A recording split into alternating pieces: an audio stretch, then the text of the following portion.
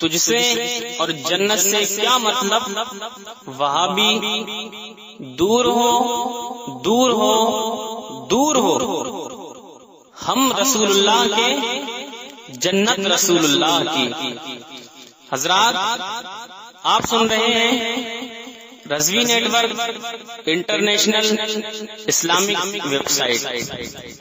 یہاں صرف مسلک اعلی حضرت اور حضور تاج الشریعہ کو ماننے والے علماء کرام و شورا اسلام کی نعت پاک اور عقائد کو سنوارنے والی تقاریر اپلوڈ کی جاتی ہے۔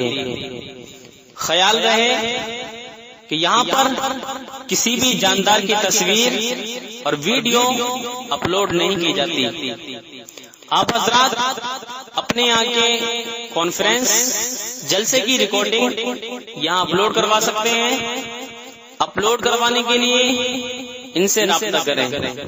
الحاج شیخ سجاد حسین رضوی، واٹس ایپ نمبر 7887574416۔ بس اب نظم سے نثر کی طرف چلے۔ میری مراد خطابت کے لیے دعوت سخن دینے والا ہوں میں ابوس،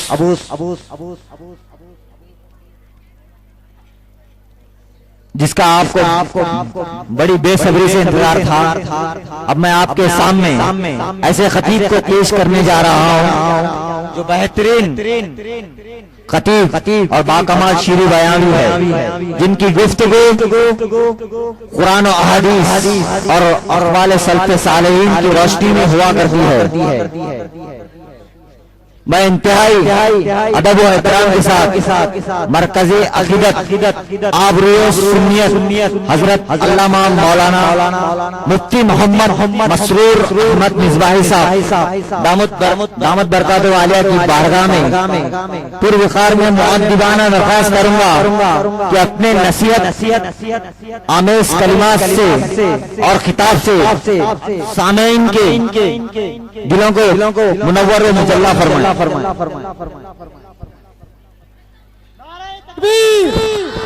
نعرہ تکبیر، نعرہ رسالت،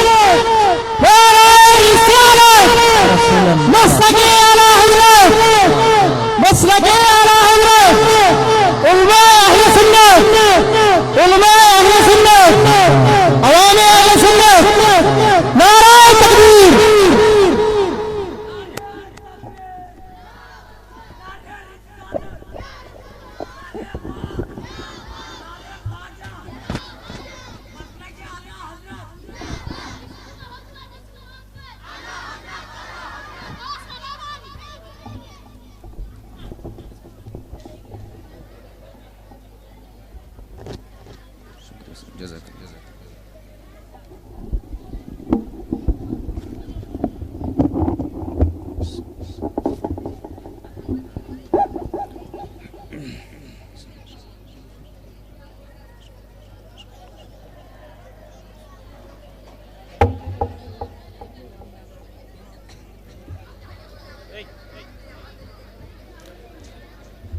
معزز حاضرین اکرام،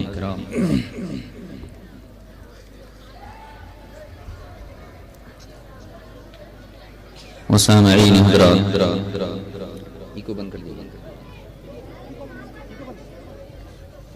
السلام علیکم ورحمۃ اللہ وبرکاتہ۔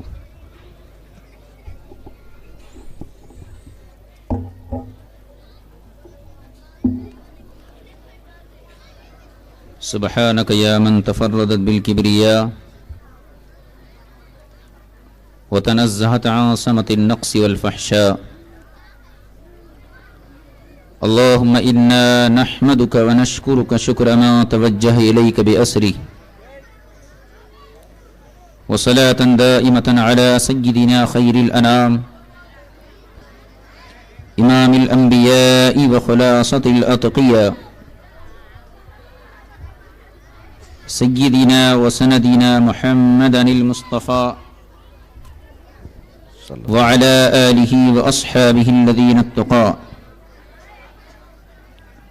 أما بعد فأعوذ بالله من الشيطان الرجيم بسم الله الرحمن الرحيم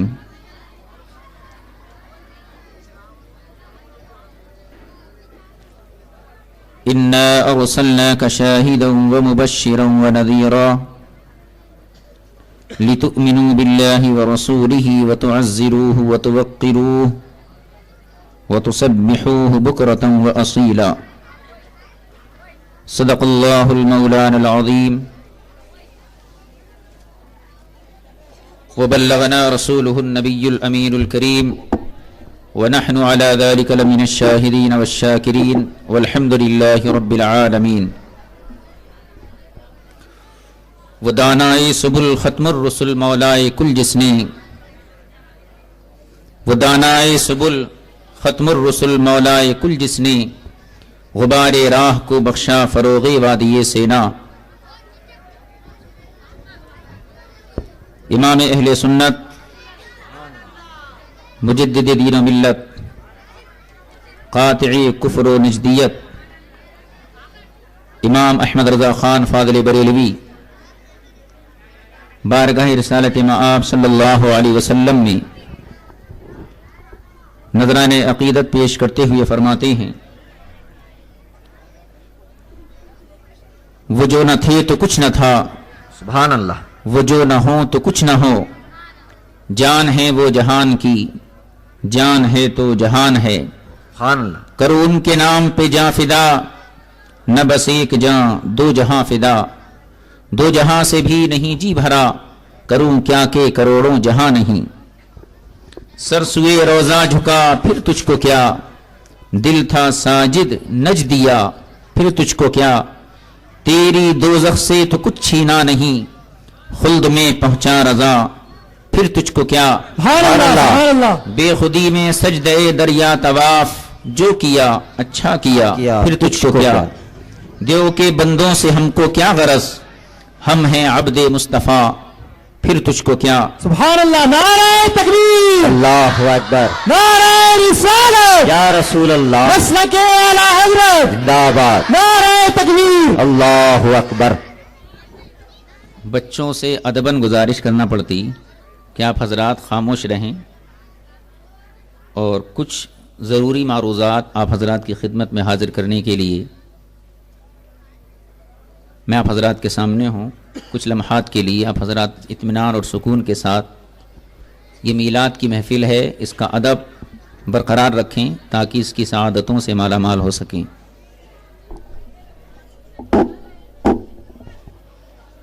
نہیں سنتے اللہ. عزیزان گرامی، ہم اور آپ سب سے پہلے بارگاہ رسالت مآب صلی اللہ علیہ وسلم میں درود پاک کا ہدیہ پیش فرمائیں. اللہم صلی وسلم کما تحب و ترضی بان تصلی علیک صلی اللہ تعالی علیہ وسلم. یا رسول اللہ.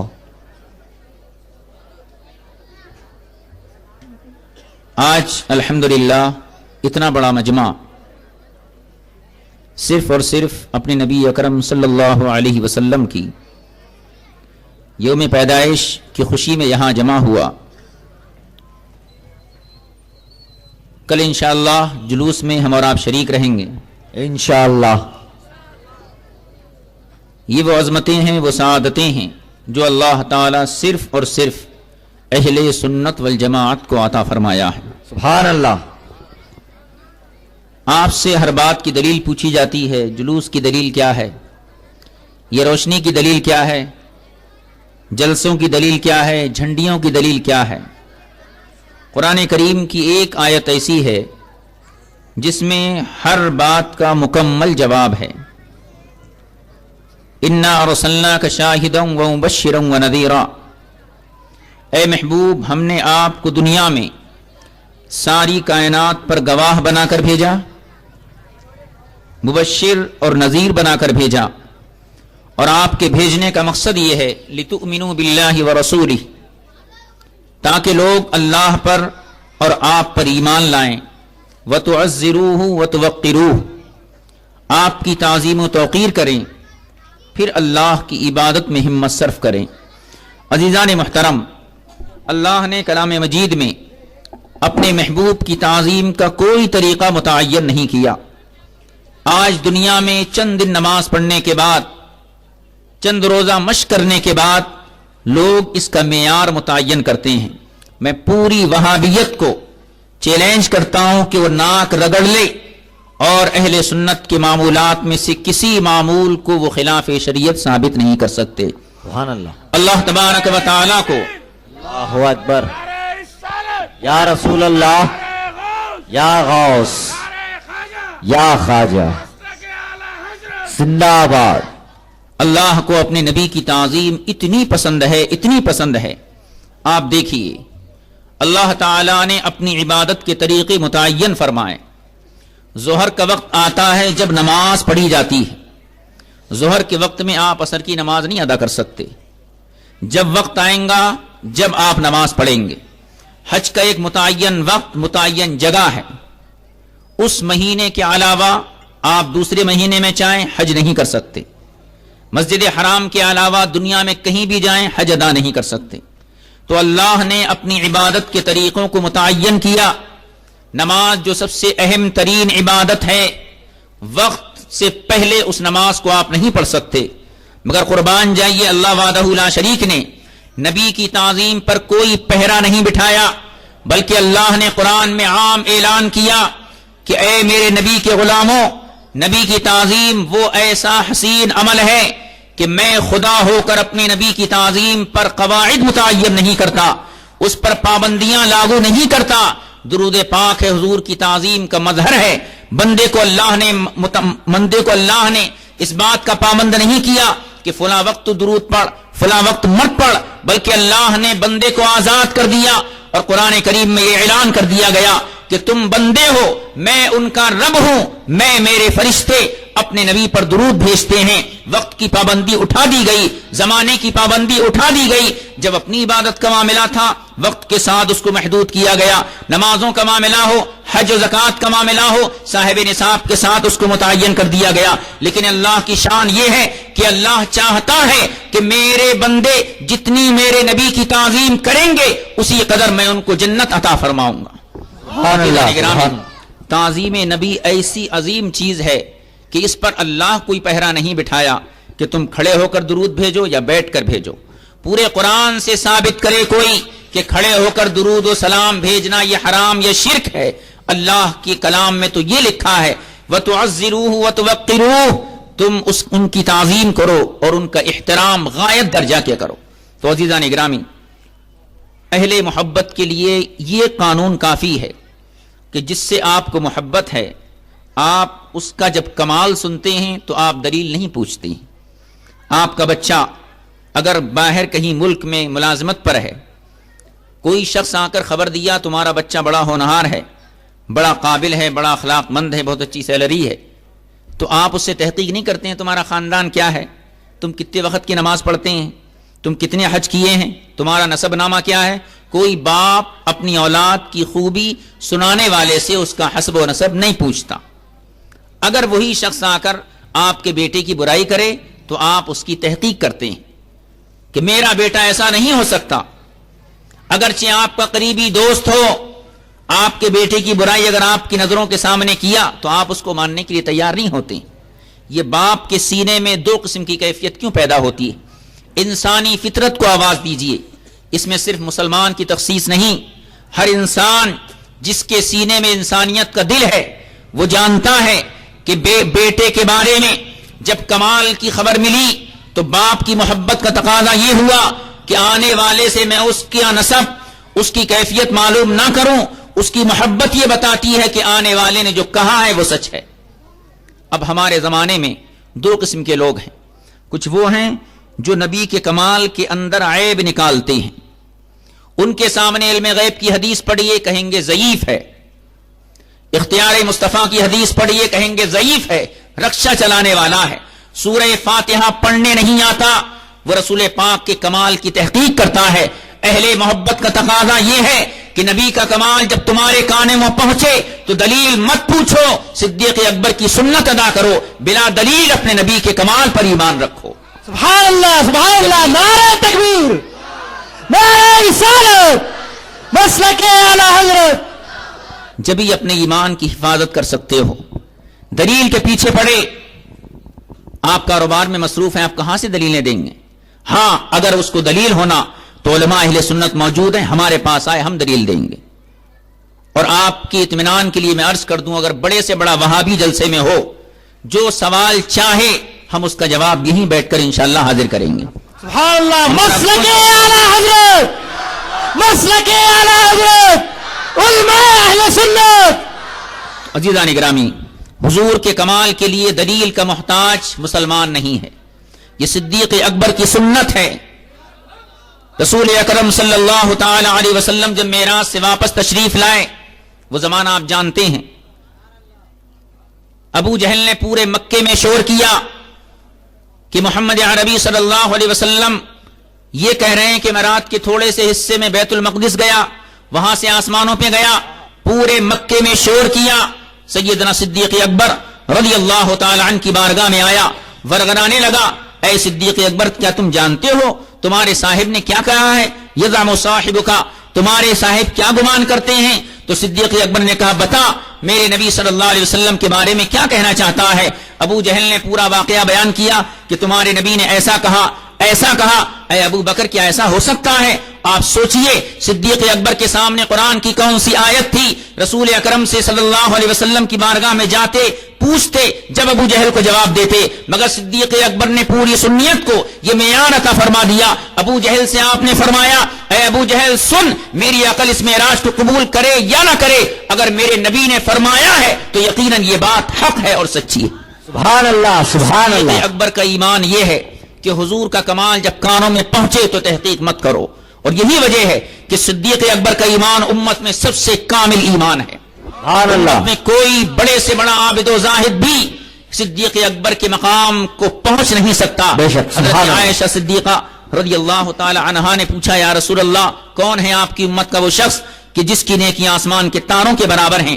حضور فرمائے وہ میرا غلام عمر ہے جس کی نیکیاں آسمان کے تاروں کے برابر ہیں. آپ نے عرض کیا یا رسول اللہ پھر میرے باپ کی نیکیاں کیا ہوئی؟ تو آپ نے ارشاد فرمایا اے میری حبیبہ تمہارے بابا کی وہ ایک نیکی جو غار ثور میں میرے اوپر اپنی جان کو قربان کیا تھا, یہ ایک نیکی عمر کی زندگی بھر کی نیکیوں پر ماہر ہے. مسلمانوں ذرا سوچو رسول اکرم نے صدیق اکبر کے مقام کو بلند کیوں کیا؟ نماز کی وجہ سے نہیں. نماز صدیق اکبر بھی پڑھتے تھے, عمر فاروق بھی پڑھتے تھے, حیدر کرار کی سجدوں کی عالم میں دھوم ہے. مولا کائنات عثمان غنی بھی نماز پڑھتے تھے, جو جہاد میں یہ شریک اس جہاد میں عمر فاروق بھی شہید ہوتے تھے. لیکن آخر کیا وجہ ہے کہ صدیق کا مقام امت میں سب سے بلند کیوں ہوا؟ وجہ یہی ہے سب سے زیادہ امت میں رسول اکرم سے محبت کرنے والے یہ صدیق اکبر ہیں. بعد میں جس نے حضور سے محبت کی, جس نے اپنی جان کو قربان کیا, صدیق اکبر کی پیروی میں کیا. صدیق اکبر نے وہ زمانے میں جان کی جانیں ساری دکھائی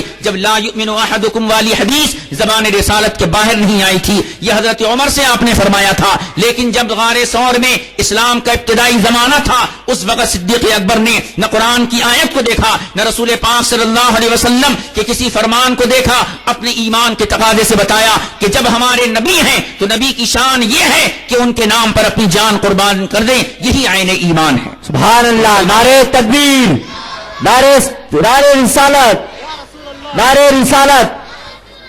تو عزیزان گرامی تعظیم رسول کے لیے دلیل مت طلب کیجئے, دلیل ہم دیں گے. آپ کا ایمان یہ ہے کہ ہمارے نبی ہیں, اللہ نے تمام کمالات کو جمع کر کے اپنے نبی اکرم صلی اللہ علیہ وسلم کے سینہ مقدسہ میں جمع فرما دیے. اور آپ حدیث پاک سنیے. حضرت ابو محذورہ شفا شریف میں قاضی عیاض مالکی نے علیہ الرحمن ایک حدیث بیان کی ہے. حضرت ابو محذورہ ایک صحابی ہیں. مکہ مکرمہ کے ابتدائی دور میں مشرکین کے بچوں کے ساتھ آپ کھیل رہے تھے, اور کھیلتے کھیلتے رسول پاک صلی اللہ علیہ وسلم کہ دین کی جو اذان ہوتی تھی اس اذان کی نقل اتار رہے تھے. اور بھی بہت سارے بچے تھے, اس میں ابو محذورہ بھی تھے. حضور سرور عالم صلی اللہ علیہ وسلم کا وہاں سے گزر ہوا. سارے بچے آپ کو دیکھ کر خاموش ہو گئے. رسول اکرم صلی اللہ علیہ وسلم بچوں کے نزدیک آئے اور صرف حضرت ابو محذورہ کی پیشانی پر آپ نے اپنا دست اقدس رکھا اور فرمایا بیٹے وہ الفاظ پھر اپنی زبان سے ادا کرو جو ابھی تم اذان کے الفاظ ادا کر رہے تھے. ڈرے سہمے آہستہ آہستہ ان الفاظ کو ادا کیا. حضور نبی کریم صلی اللہ علیہ وسلم مسجد میں نماز کے لیے تشریف لے گئے، زمانہ گزر گیا، اس کے بعد ابو محذورہ اسلام کے دامن میں داخل ہوئے، اور شفا شریف میں یہ حدیث لکھی ہے وَكَانَ فِي مُقَدَّمِ رَأْسِهِ قُصَّةٌ مِّن شَعْرٍ، ابو محذورہ کی پیشانی کے پاس بالوں کا اتنا بڑا گچھا تھا، اذا قعد ارسلها واصابت الارض، اتنے لمبے بال آپ کے تھے، جب زمین پہ بیٹھتے تھے اور ان کو کھولتے تھے تو وہ بال زمین پر آتے تھے۔ فقیل له الا تحلقها، انہوں نے ان سے صحابہ اکرام نے پوچھا کہ یہ بالوں کو اتنا بڑا کیوں رکھے ہوئے ہو، ان کو ترشواتے کیوں نہیں؟ کیا شریعت میں لمبے بال رکھنا جائز ہے؟ نہیں ہے، لیکن صحابی کا ایمان دیکھیے، صحابی نے نبی کی تعظیم کے لیے قرآن کی کسی آیت کو تلاش نہیں کیا، ایک آیت کافی ہے وَتُعَزِّرُوهُ، نبی کی تعظیم کرو، تمہاری محبت جو تعظیم تمہیں بتائے ہر اس طریقے سے تم نبی کی تعظیم کر سکتے ہو۔ ابو محذورہ فرماتے ہیں لم اکم بالذی احلقها وقد مسها النبی صلی اللہ علیہ وسلم، بچپن میں رسول اکرم نے ایک مرتبہ میری پیشانی کے ان بالوں کے اوپر اپنا دست اقدس رکھا تھا، میں اس برکت کو جانے نہیں دیتا، قسم خدا کی میں ان بالوں کو کبھی نہیں ترشواتا ہوں۔ ساری زندگی ابو محذورہ ان بالوں کو سر پہ رکھے رہے، نہ صحابی نے فتویٰ دیا، نہ کسی نے ان کو غلط کہا۔ تو صحابی کا عمل یہ ہے جس چیز سے حضور کو نسبت ہو جائے اس میں دلیل کی ضرورت نہیں، حضور کی نسبت یہی تعظیم کے لیے کافی ہوتی ہے۔ آپ یہ جشن مناتے ہیں، کس کی تعظیم ہے؟ یہ حضور کی تعظیم ہے، کسی شیطان کی تعظیم نہیں، کسی دنیاوی لیڈر کے احترام کے لیے جمع نہیں ہوئے، کسی نواب کی تعظیم کے لیے جمع نہیں ہوئے، اللہ کے محبوب کی تعظیم میں ہم یہاں بیٹھے ہیں۔ اگر کسی کو تکلیف ہوتی ہے تو اپنے ایمان کو جھانک کر دیکھے کہ جس کا سینہ نبی کی تعظیم سے پھٹتا ہے، جس کا چہرہ نبی کی تعظیم سے بگڑتا ہے، قرآن گواہ ہے کہ ایسا انسان صاحب ایمان نہیں ہو سکتا۔ صاحب ایمان وہ ہے جیسے صحابہ نے ایمان بتایا، صحابہ نے جو طریقہ چل کر بتایا اس طریقے پر ایمان کو دیکھیے کہ صحابہ کیسی تعظیم کرتے تھے۔ آج آثار مبارکہ ہماری نظروں کے سامنے آتے ہیں، لوگ فتوے لگاتے ہیں۔ ابو محذورہ سے پوچھئے کہ آپ کے جسم میں جو بال تھے، آپ کے سر میں جو بال تھے، وہ بال آپ کے اپنے تھے، آپ کیوں ساری زندگی ان کو سر پہ رکھے رہے؟ تو وہ جواب یہی دیں گے بال میرے تھے، مگر رسول کائنات کے دست اقدس کے برکتیں ان بالوں کے اندر ایسی سما گئیں کہ میں ان برکتوں کو زائل کرنا نہیں چاہتا تھا۔ تو مسلمانوں، حضور کی تعظیم کے لیے کسی دلیل کی ضرورت نہیں ہے۔ کنز العمال میں ایک حدیث پاک ہے بڑی عجیب و غریب، حضرت اسلم بن شریک رضی اللہ تعالی عنہ، ان کی نوکری یہ تھی جب حضور سرور عالم کہیں تشریف لے جاتے تو حضور کی اونٹنی پر کجاوا کستے تھے، بیٹھنے کا سامان بناتے تھے، یہ ان کا کام تھا۔ وہ فرماتے ہیں کہ ایک مرتبہ میں سخت سردی کی رات میں مجھے نہانے کی ضرورت محسوس ہوئی اور حضور نے حکم دیا اے شریک میری اونٹنی پہ کجاوا کس دو۔ تو آپ فرماتے ہیں فَكَرِهْتُ أَنْ أَرْحِلَ رَاحِلَةَ رَسُولِ اللَّهِ صلی اللہ علیہ وسلم، میں نے دل میں یہ ناپسند کیا کہ میں ناپاکی کی حالت میں حضور کی اونٹنی کے اوپر جو کجاوا ہے اس کی لکڑیوں کو ہاتھ لگاؤں۔ ایک انصاری صحابی کو میں نے کہا کہ تم یہ کجاوا باندھ دو، صحابی نے باندھ دیا۔ رسول اکرم صلی اللہ علیہ وسلم جب تشریف لائے کجاوے کو دیکھے تو آپ نے فرمایا شریک مالی ارا راحلتک تغیرت، اے شریک آج ہمارا کجاوا کچھ بدلا ہوا ہے۔ تو آپ نے عرض کی یا رسول اللہ مجھے ایسی ضرورت پیش آئی تھی، میں آپ کے ادب و احترام کی وجہ سے ان لکڑیوں کو بھی ہاتھ لگانا جائز نہیں سمجھتا کہ جس پر آپ تشریف فرما ہیں۔ تو حضور کو کیا فرمانا تھا؟ ارے اس سے تو کچھ بھی نہیں ہوتا، تم باندھ دیتے تھے۔ مگر رسول اکرم صلی اللہ علیہ وسلم نے ان کی تحسین فرمائی اور اس کے بعد تیمم کی آیت امت مصطفیٰ کو دی گئی۔ تو ایک صحابی کے ادب کی بنیاد پر امت کو یہ سہولت دی گئی کہ جب تمہیں نہانے کی حاجت ہو، پانی استعمال نہ کر سکو تو مٹی سے تیمم کر کے نماز پڑھ لینا۔ تو صحابی نے یہ عمل کون سی آیت کی روشنی میں کیا؟ کوئی وہاں بھی بتا سکتا ہے؟ جنابت کی حالت میں حضور کی سواری کی لکڑیوں کو چھونا کس آیت میں لکھا ہے حرام ہے؟ یا حضور نے کب فرمایا تھا ناپاکی کی حالت میں ہاتھ مت لگانا؟ نہ حدیث میں ہے نہ قرآن میں ہے۔ یہ ایمان کے اندر یہ چیز داخل ہے کہ جس کو ہم نے نبی مانا ہے اس کا احترام کرنا ہے، اس کی تعظیم کرنا ہے، اور تعظیم کے دائرے یہ مقرر نہیں کیے گئے۔ اللہ نے عام اعلان کر دیا وَتُعَزِّرُوا وَتُوَقِّرُوا، اے بندے مومن تیرے سینے میں جو طریقہ ایجاد ہوتا ہے اس طریقے سے تو نبی کی تعظیم کر۔ تو مسلمانوں، نبی کی تعظیم کے لیے کسی دلیل کی آپ کو حاجت نہیں۔ آپ جلوس نکالتے ہیں، آپ سے دلیل پوچھی جاتی ہے۔ سب سے بڑی دلیل یہ ہے کہ ہمارے نبی کی پیدائش کا دن ہے۔ آپ دیکھیے 26 جنوری کے موقع پر پورے ہندوستان میں جھنڈیاں لگتی ہیں، وہابیوں کے مدرسوں میں بھی لگتی ہیں۔ کبھی کسی نے فتویٰ دیا؟ کیوں؟ گورنمنٹ کے خوف سے، ان کے ڈر سے کہیں وہ ان کے اوپر غلط الزام نہ لگا دیں، اس لیے ہمیشہ ان کی تابعداری کے لیے جھنڈیاں لگائی جاتی ہیں۔ لیکن جب میلاد کا موقع آتا ہے تو تکلیف کیوں ہوتی؟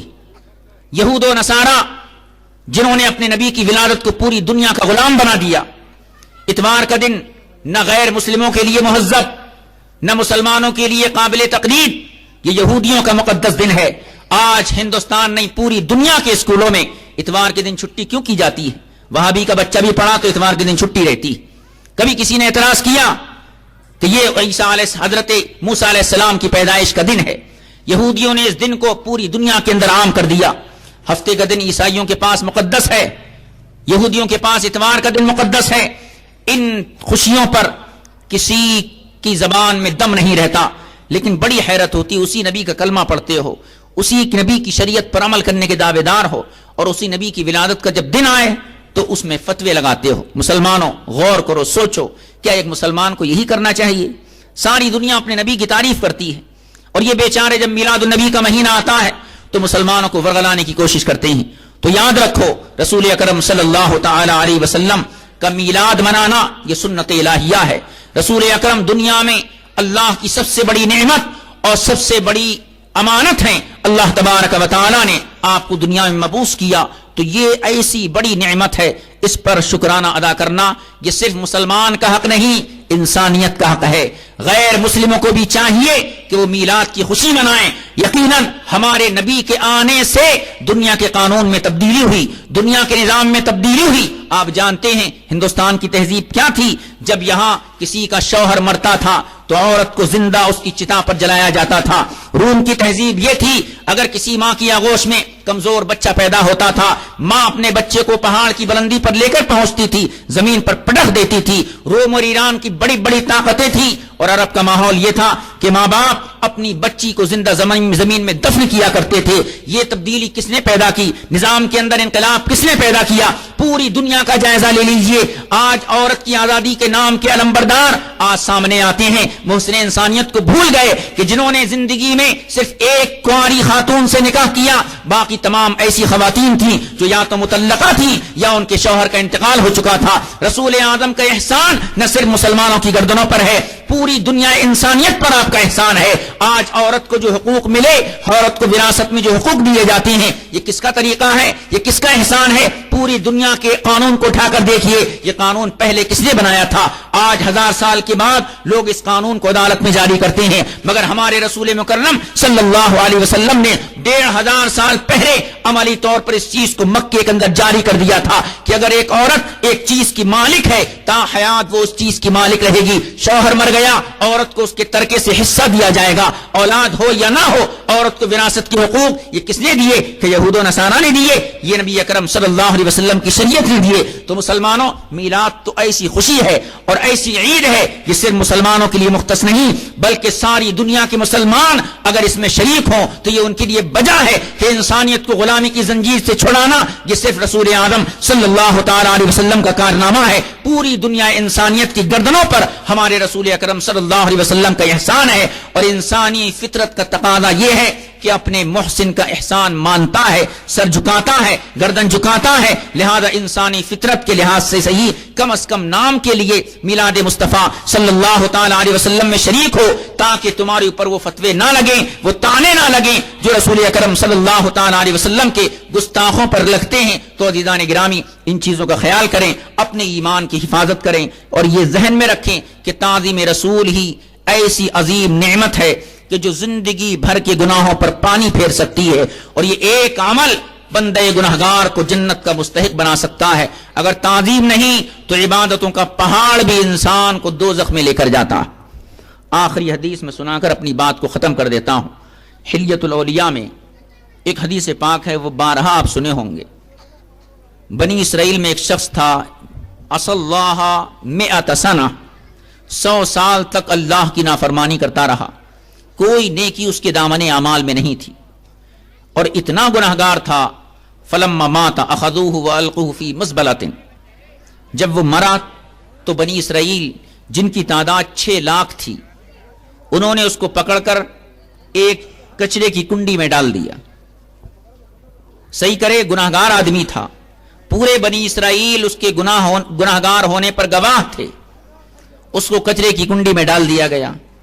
فأوحى اللہ تعالی الى موسیٰ، کلیم اللہ کے پاس اللہ کی وحی آئی، ان اخرجہ فصلی علیہ، اے میرے پیغمبر اس گناہگار کو وہاں سے اٹھاؤ اور اس کی نماز جنازہ آپ ادا فرمائیے.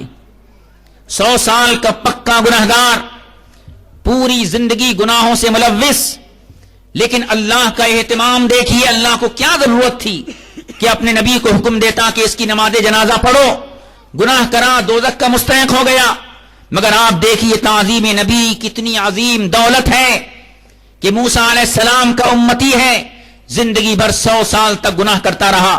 اللہ اس بندے کے اعزاز میں فرماتا ہے، ان اخرج فصلی علیہ، اے میرے کلیم اس کو وہاں سے نکالو اور اس پر نماز جنازہ ادا کرو.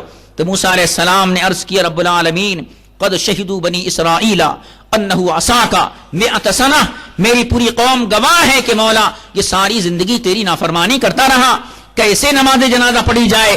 اللہ نے فرمایا، موسیٰ تمہاری نگاہ اس کے ظاہری اعمال پہ رہی کہ وہ گناہ کرتا تھا، تمہاری قوم نے اس کے گناہ کو دیکھا، لیکن میری نگاہ قدرت میں اس کا وہ ایک عمل ہے جو تنہائی میں بیٹھ کے کرتا تھا. موسیٰ علیہ السلام نے عرض کیا، مولا اس کا وہ کون سا عمل ہے؟ اللہ تبارک و تعالی نے وہی فرمائی، کلما نشرت التوراۃ ونظر الی اسم محمد ووضعه علی عینیہ وقبلہ، اس کا عمل یہ تھا جب وہ توریت کھولتا تھا کچھ نہیں پڑھتا تھا، صرف اس میں مصطفیٰ کو دیکھتا تھا، اپنی آنکھوں پہ رکھتا تھا اور اس میں مصطفیٰ کو چومتا تھا. اس عمل کے بدلے میں نے زندگی بھر کے گناہوں کو معاف کر کے اس کو جنت کا مستحق کر دیا. ایک تعظیم نے کہاں سے کہاں پہنچایا، اور اسی طریقے سے ایک بے ادبی بہت دور پہنچا دیتی ہے. ابلیس کی مثال آپ کے سامنے ہے، کتنا عبادت گزار تھا، ایک ہی گناہ کرا تھا کہ نور مصطفیٰ صلی اللہ علیہ وسلم کے سامنے جھک نہیں سکا.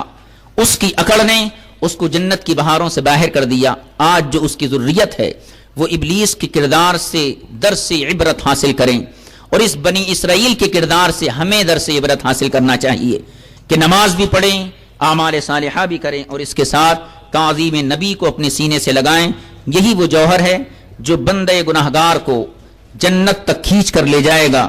اعلی حضرت امام اہل سنت قادری بریلوی رضی اللہ تعالی عنہ فرماتے ہیں، میں تو مالک ہی کہوں گا کہ ہو مالک کے حبیب، یعنی محبوب و محب میں نہیں میرا تیرا، بے خودی میں سجدہ دریا طواف، جو کیا اچھا کیا، پھر تجھ کو کیا، تیری دوزخ سے تو کچھ چھینا نہیں، خلد میں پہنچا رضا، پھر تجھ کو کیا. وآخر دعوانا ان الحمدللہ رب العالمین. السلام علیکم ورحمۃ اللہ وبرکاتہ. سبحان اللہ، سبحان اللہ.